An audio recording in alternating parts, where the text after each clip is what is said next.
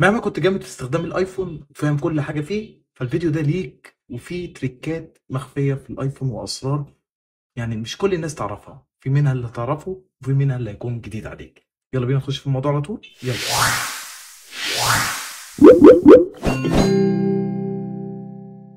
كمان في ميزه مخفيه جميله جدا في الايفون، تقدر تكتب اسمك على شاشه القفل هنا. لو نزلنا كده شاشه القفل هتلاقي اسمك مكتوب هنا تحت.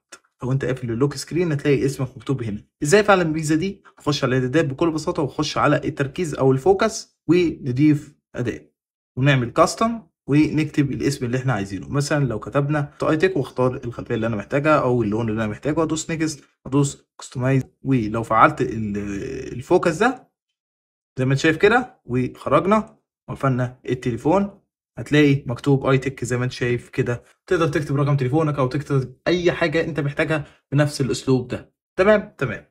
كمان في ميزه في التليفون جميله جدا، ان انت تقدر تعمل ستيكر على الواتساب زي ما انت عايز بدون اي برامج. لو انت ده كده دخلت على الواتساب وعلى اي محادثه تقدر تضيف اي ستيكر زي ما انت شايف كده. تقدر تدوس على الستيكر وبتعمل كريت للستيكر، تختار اي ايقونه او اي ستيكر انت محتاجه، تدوس مثلا على الصوره دي هتلاقي حولها لك على طول للستيكر ده، وتدوس دان كده بعد الستيكر، وتقدر تعدل عليها وتكتب عليها اي حاجه انت محتاجها بكل بساطه. تمام تمام.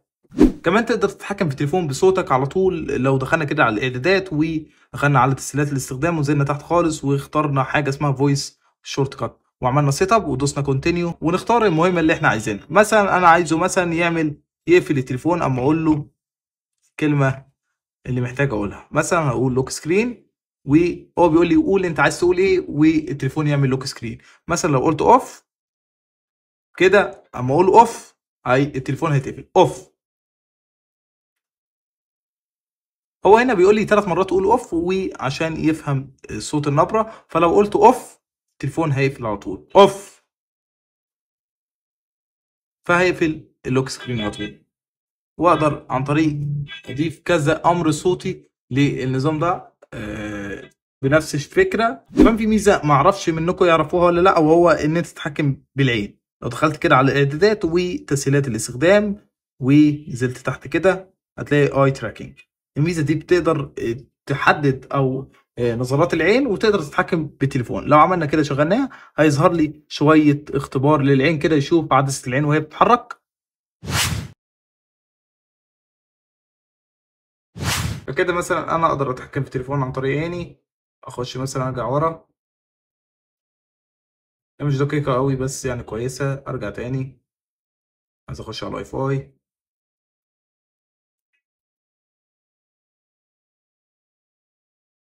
كده طلعني لفوق وانزل تحت اخش على الواي فاي مثلا.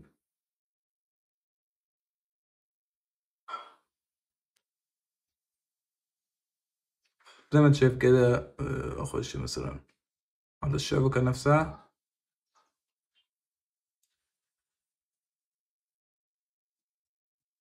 صعب قوي يا جدعان بس يعني مبدئيا كتجريبي كده الموضوع مسلي جدا. كمان في تطبيق مكالمات تقدر تعزل المكالمه. يعني لو انت بتتكلم مع حد تقدر تعزل صوت المكالمه اللي انت بتتكلم. لو كان طفل مثلا او لو انت في مكالمه مثلا تقدر تنزل الكنترول سنتر كده وتدوس على الاوبشن ده وتختار فويس ايسوليشن، ده عزل الضوضاء. تقدر تختار الميزه دي وانت في المكالمه، وكده هتقدر تستغنى عن اي ضوضاء او اي حاجه جنبك. ما تقلقش، ما حدش هيسمع حاجه، هيسمع صوتك انت بس بكل نقاوه ووضوح.